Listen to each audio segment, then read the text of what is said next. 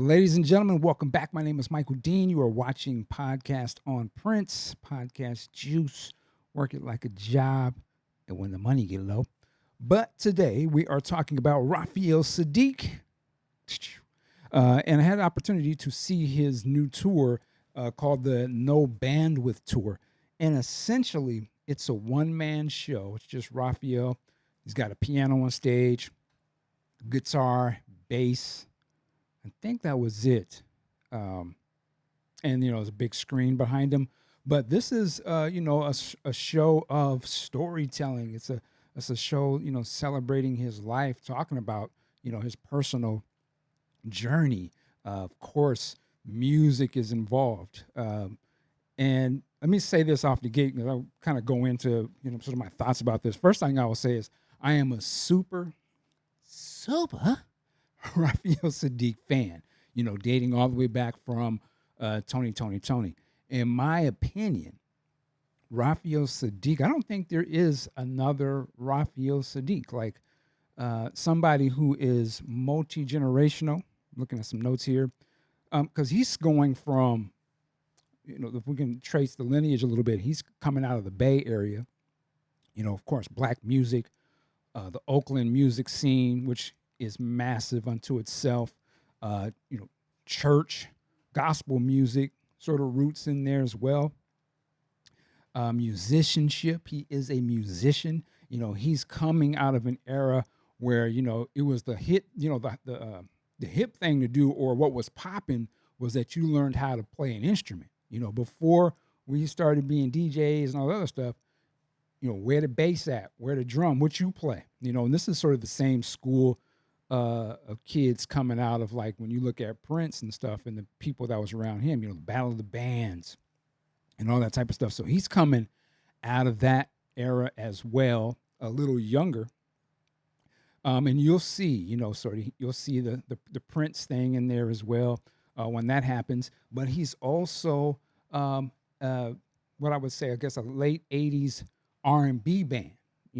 There's only a few, and his was probably one of the most successful who actually played instruments. I mean, arguably, you'd probably say their contemporaries at the time were Mint Condition. And then the groups that were before them, like the Cameos and, the Time, Zap, and all that type of stuff. Ready for the World, I guess you could throw them in there. But so he's coming out of that as well.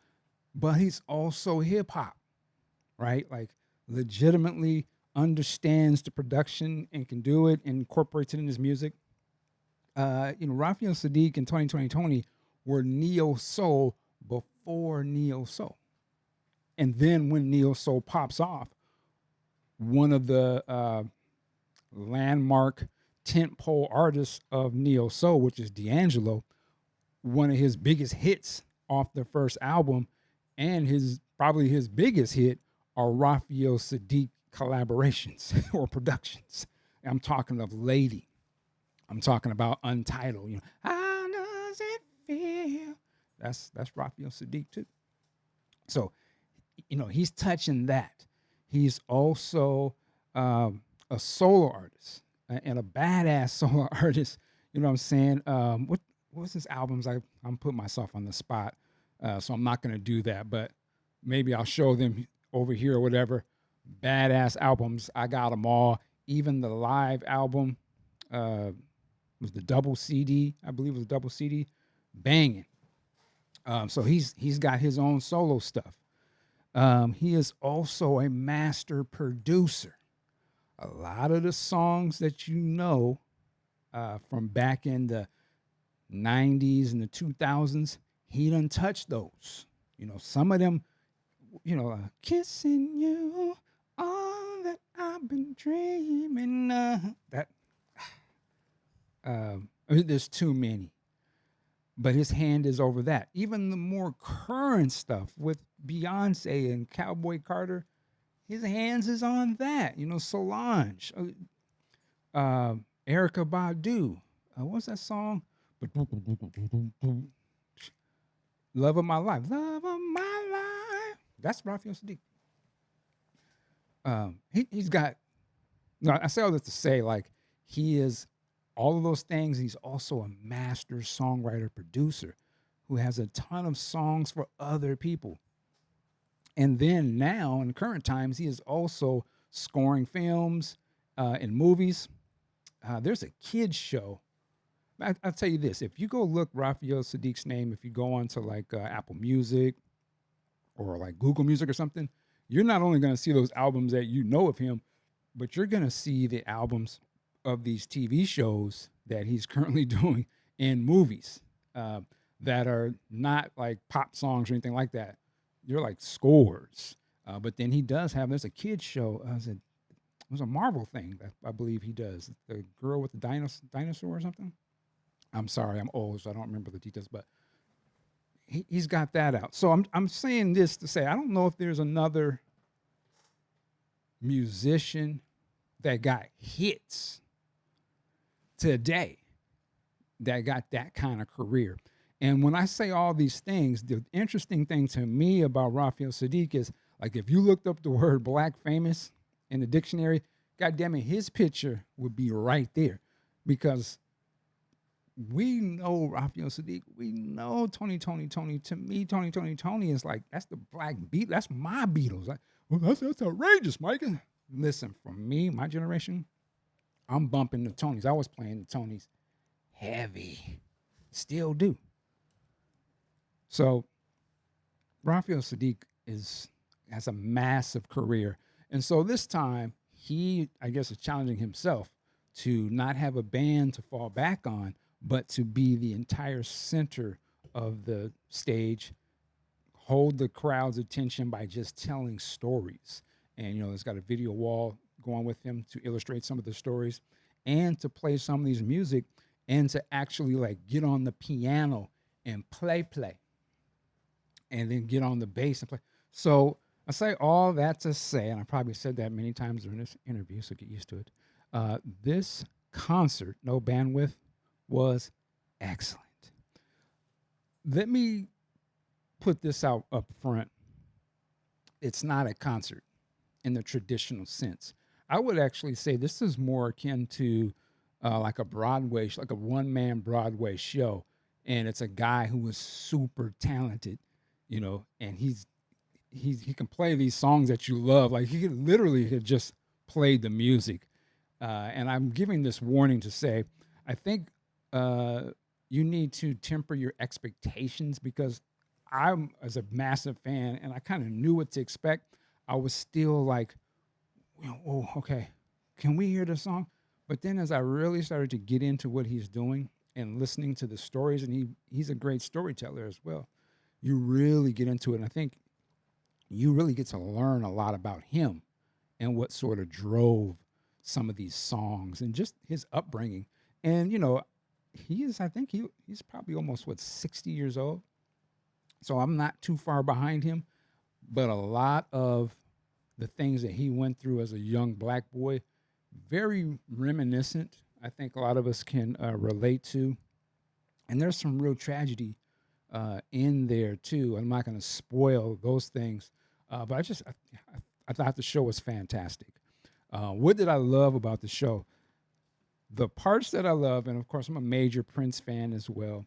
There's a part in the show where he's talking about, sort of moving from being a boy and going through being a boy to becoming like 18 and getting out of high school.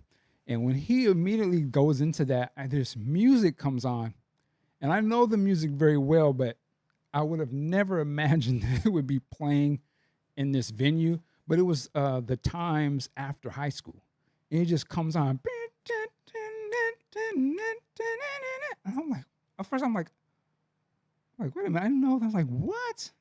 I was tripping when I heard it. And he's just like, oh, yeah. It was so funny and weird because now the way he was reacting to the song, it put it all together for me. Because sometimes when I hear that song after high school, it's almost like a throwaway track on the First Time album because it sounds really poppy or something.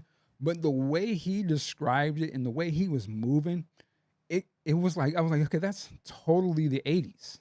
It was like Black Happy or something. And He blew me away. It may sound weird to some people, but if you're a Prince fan, you are going to trip out. And then he goes into kind of the whole Prince segment of this performance. And I don't want to spoil it per se, but there was a couple of key moments that I was just like blown away. He tells the story of how he became a part of the Sheila E. Band and went on tour with Prince and them during the Parade era. And there's a part where so he's just walking back and forth talking and stuff, and then he walks over and picks up the bass. And then the song Oliver's House comes on by Sheila E. And he's just like, man, I was just like, I couldn't believe it. I was like, what is this? Is like Prince school or something. I mean, but it was badass. And I was like, God damn. I've never heard that song played in a venue, let alone, I don't think I've heard it live, but he's playing along with it and popping the bass, and Raphael's a badass bass player. So that was fantastic. He also tells a story about he was playing, so Erotic City comes on, and he starts playing along, and he's singing it. And I think the music cuts out, and he's just rocking. I was so caught up in it. But he tells the story of how he was singing the song in a rehearsal, and I guess where they were performing back then, and meeting Prince and what Prince, I don't want to say but what Prince had to say when he heard him singing that song. And it's interesting with the way he describes Prince. It's the Prince, he has the same suit from the Another Lover Hole in Your Head video. So the yellow and player pimped out. And it was fantastic. So I loved that part. I love that whole sequence. And it just flowed. You could tell like he really started to get into his groove of the storytelling and doing the music. The whole thing was like, I was going to say this concert, it would be like a sound check, but actually it felt like if you could probably hang out with him in the studio and, it was just shooting this shit and you was getting to know him and he was like, I remember this cut, man, let me tell you what happened when I made, it was like that, but with a whole crowd of people. So that was dope. The stuff where he talks about Jimmy Lee, I thought that was excellent. There was some real shit talking about his brother, his sister as well. Just that kind of stuff, man, hit me. As I thought about it, it really hit me like, God, I don't know if I would share stuff like that, but you really got to, it's just family stuff, but some families going to make it, some families not. So it was just heart-wrenching, but it was great. He does a whole tribute to Dwayne. Just to show us my name is Dwayne. I won't say what he said, but you have to experience it as the community, everybody that was in there, the way he was doing it, and we were singing it back to him. That's the other part of this. Those songs are sing-along. Some people are going to know the words, some people not. But if you know them songs and if you grew up with a lot of that music, it's not the songs that was on the radio. It's them songs that we really played. And that's what I mean was black famous. Like we was bumping those songs. Them songs wasn't hits on the charts, but they was hits in the streets. And a lot of his songs are like that. So I thought that was great. And he really was pulling some gems out playing. I was like, wow, okay. Because, there was some songs that I was like, where is such and such? But this was his show. This is what, he wanted to show. So he gave me something that I wasn't necessarily expecting. So I love that. What else was really dope? Another Prince thing, it was really quick, but he was on the piano. I don't remember specifically what he was talking about, but he was talking and he was just like, and then he just broke into it. Why you want to treat me so bad? I was like, what? I said, I caught that. So that was cool. What else can I say? It was just it was a fun time. It was something different. It may not be for everybody, but if you're a fan of Raphael Saadiq, why would you go? You're going to enjoy this. You're going to get an opportunity to see an artist in a way you don't normally get to see them, in a very more personable way. Them just talking. I think it says a lot of his stage presence that he can hold your attention. Um, and at the beginning, I was kind of like, he just kind of came out, and I was like, okay, come on, Raphael. But then he starts to get into the groove of it. And admittedly, I believe this is early in the tour too, so it's probably going to be even better. But man, about midway through, it was just like it was flowing, man. He just had a really good flow to it. And I hope he sees this. I loved it. Like I said, I kind of sometimes was like, oh, I want to hear some more songs. But after it was over and I sort of thought about it, I loved exactly the way it was. All the songs can be for a concert. This is something different. So if you get the opportunity to go see the No Bandwidth tour with Raphael Saadiq, you have to go. We do Marlins over here, so I would give this out of 5 Marlins. I give a 4.5. 4.5. Don't go to this concert. Don't go expecting a concert. Go expecting a one-man show, and this is a person who's going to make you laugh. He might make you cry. You are going to funk out. You're going to have the love songs. You're going to feel a lot, man. And it was excellent, man. Great production. It was simple, but you could tell they put a lot into it. I love the montage of the videos and the pictures and stuff. It really just added, even the lighting. It was awesome. Like I said, I saw it in Vegas, and it was well worth it to see that. And yeah, man. So Raphael Saadiq for the win. The No Bandwidth tour. That was badass, brother.